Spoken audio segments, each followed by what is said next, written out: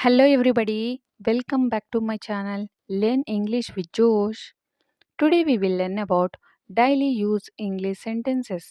I hope these sentences are very helpful to speak in English. If you are new to this channel, please like and subscribe. Let's start.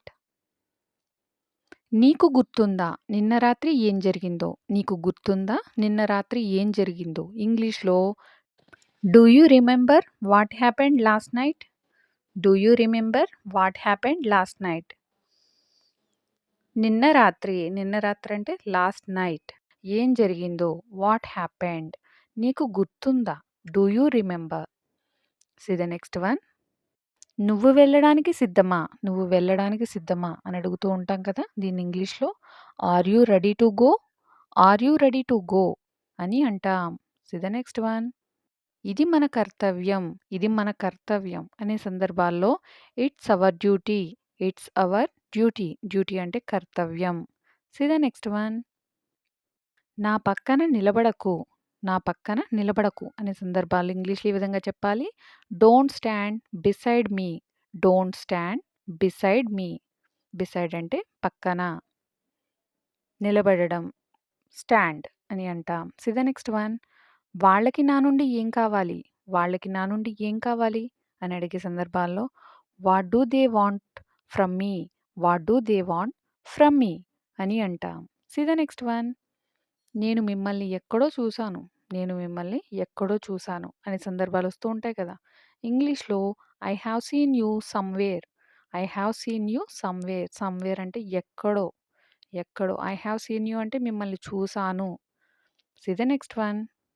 అతడు ఏమీ చేయలేదు. అతడు ఏమీ చేయలేదు అని చెప్పడానికి ఇంగ్లీష్‌లో he didn't do anything. He didn't do anything.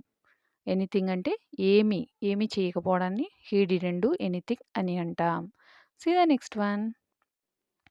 నా దగ్గర చిల్లర లేదు. నా దగ్గర చిల్లర లేదు అని అంటూ ఉంటాం కదా! ఇంగ్లీష్‌లో I don't have change. I don't have change అని చెప్పవచ్చు. See the next one. నీకు మంచి జ్ఞాపకశక్తి ఉంది. నీకు మంచి జ్ఞాపకశక్తి ఉంది. ఇంగ్లీష్‌లో you have a good memory. You have a good memory. See the next one. రేపు రావడం మర్చిపోకు.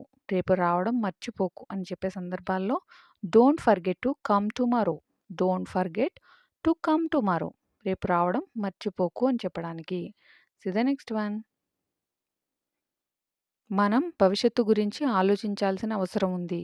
మనం భవిష్యత్తు గురించి ఆలోచించాల్సిన అవసరం ఉంది. ఇంగ్లీష్‌లో we need to think about the future. We need to think about the future. About the future అంటే భవిష్యత్తు గురించి ఆలోచించాల్సిన అవసరం ఉంది అని చెప్పడానికి we need to think. Think అంటే ఆలోచించడం. See the next one. పక్కకు జరుగు. పక్కకు జరుగుని ఇంగ్లీష్‌లో ఏ విధంగా చెప్పాలి? Move aside. ఎవరైనా అడ్డుగా ఉన్నట్లయితే మూవ్ ఎసైడ్ అని అంటాం. See the next one. కొంచెం జరుగుతారా? కొంచెం జరుగుతారా అని రెస్పెక్ట్‌ఫుల్‌గా అడగడానికి would you mind moving a bit? Would you mind moving a bit అని అంటాం. See the next one. ఇక్కడ కాసేపు ఆగు. ఇక్కడ కాసేపు ఆగు అనే సందర్భాలు వస్తూ ఉంటాయి కదా! Stay here for a while. Stay here for a while అంటే కాసేపు. ఇక్కడ ఆగు. Stay here. See the next one. నీకు కోపం ఎందుకు వస్తుంది? నీకు కోపం ఎందుకు వస్తుంది? అని అడిగే సందర్భాల్లో why are you getting angry? Why are you getting angry? Getting angry అంటే కోపం రావడం. ఎందుకు వస్తుంది? Why are you getting angry? See the next one. నువ్వు ఈ పని చేయడానికి చాలా చిన్నవాడివి. నువ్వు ఈ పని చేయడానికి చాలా చిన్నవాడివి. You are too young to do this. You are too young to do this. See the next one. కోపంలో నేను అన్నదానికి నన్ను క్షమించు. కోపంలో నేను అన్నదానికి నన్ను క్షమించు అని చెప్పే సందర్భాల్లో forgive me for what I said in rage. Forgive me for what I said in rage. See the next one. మనం ఇంతకు ముందే కలిసామనుకుంటా. మనం ఇంతకు ముందే కలిసామనుకుంటా అనే సందర్భాలు వస్తూ ఉంటాయి కదా! ఇంగ్లీష్‌లో I think we have met before. I think we have met before అంటే ఐ థింక్ అనుకుంటా. వి హావ్ మెట్ బిఫోర్ ఇంతకు ముందే కలిసాం. See the next one.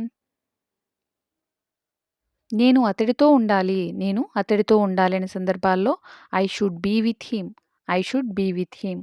నేను ఆమెతో ఉండాలి అంటే I should be with her. I should be with her. నేను నీతో ఉండాలి అని చెప్పడానికి I should be with you.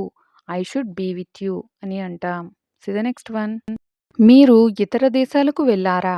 మీరు ఇతర దేశాలకు వెళ్లారా? అంటే అదర్ కంట్రీస్ వెళ్లారా అని అడిగే సందర్భాలు వస్తూ ఉంటాయి కదా! ఎవరినైనా అడిగేటప్పుడు have you been to other countries? Have you been to other countries? ఎక్కడికైనా వెళ్లారా అని అడగడానికి హావ్ యూ బీన్ టు అని యూజ్ చేస్తాం. See the next one.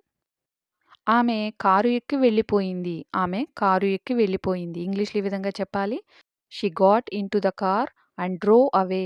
She got into the car and drove away అని అంటాం. See the next one. అది నీపై ఆధారపడి ఉంది. అది నీపై ఆధారపడి ఉంది. ఇంగ్లీష్‌లో ఈ విధంగా చెప్పాలి. It depends on you. It depends on you. It depends on you అని అంటాం. See the next one. తరపున, నా తరపున ఇంగ్లీష్‌లో ఈ విధంగా చెప్పాలి. నా తరపున అనే సందర్భాల్లో on my behalf. On my behalf అని యూజ్ చేస్తాం. ఎగ్జాంపుల్‌గా అతడు నా తరపున మాట్లాడాడు. అతను నా తరపున మాట్లాడాడు అనే సందర్భాల్లో he spoke on my behalf. He spoke on my behalf అని అంటాం. See the next one. నువ్వెందుకు అతడికి కోపం తెప్పించావు? నువ్వెందుకు అతడికి కోపం తెప్పించావు అనే సందర్భాల్లో why have you offended him. Why have you offended him. See the next one. నేను చెప్పడానికి ఏం లేదు. నేను చెప్పడానికి ఏం లేదు. I have nothing to say. I have nothing to say. See the next one. నువ్వు చాలా అమాయకుడివి. నువ్వు చాలా అమాయకుడివి అనే సందర్భాలు వస్తూ ఉంటాయి కదా! ఇంగ్లీష్‌లో you are so innocent. Innocent అంటే అమాయకుడు అని చెప్పడానికి. See the next one. ఆమె తన కన్నీళ్లను ఆపుకోలేకపోయింది. ఆమె తన కన్నీళ్లను ఆపుకోలేకపోయింది. ఇంగ్లీష్‌లో ఈ విధంగా చెప్పాలి. She couldn't control her tears. She couldn't control her tears అంటే టియర్స్ అంటే కన్నీళ్ళు. ఆపుకోలేకపోయింది కాబట్టి couldn't control. See the next one. ఇందులో నా తప్పేముంది? ఇందులో నా తప్పేముంది అనే సందర్భాలు వస్తూ ఉంటాయి కదా!